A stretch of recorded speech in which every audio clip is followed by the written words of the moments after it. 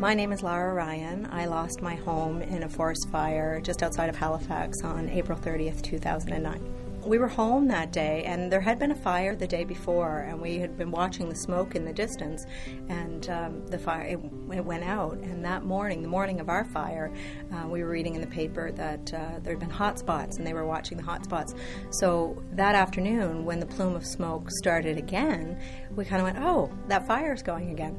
And it was kind of odd that we were all home. It was actually hockey season, and there was a hockey game on television, so my husband had picked up my children early, and we were all home watching the hockey game, and we'd go and we'd check the smoke, and we'd kind of worry a little bit, but not too much. We weren't too worried.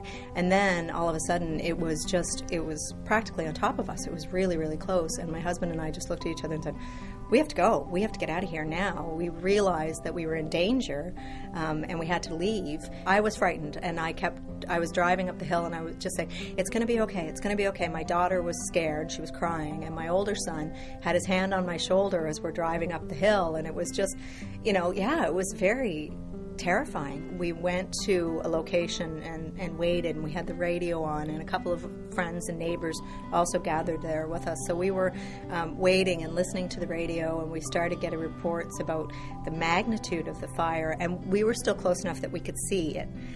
We didn't completely leave the neighborhood, so we could see that it was bad. We could see the emergency vehicles. We could see the roads being closed and people not being able to pass, and so we were still inside the perimeter of what they soon were evacuating. We didn't sleep, of course, and early in the morning I took the dog out to walk, and somebody had left a paper on my in-laws' porch. So I picked up the paper, and on the front page of the paper was a photo of my house fully engulfed in flame.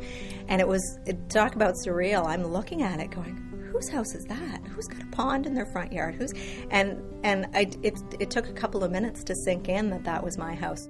It was hard to imagine that it wasn't there anymore.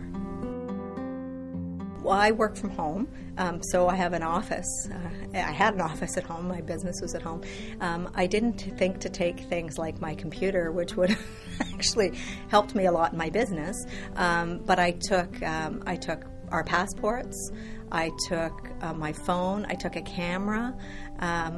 Just a couple of things like that, but nothing that was really going to do us much good. I mean, I guess it was things that I was thinking that would be convenient to have, or that would be inconvenient to have to replace, right? So you think about your important papers, so your passports, our health cards. I had a little wallet that had our health cards and social insurance numbers and things like that. So that's pretty much all I took. I didn't think at the time about photo albums or videos, or it really didn't occur to me at that time.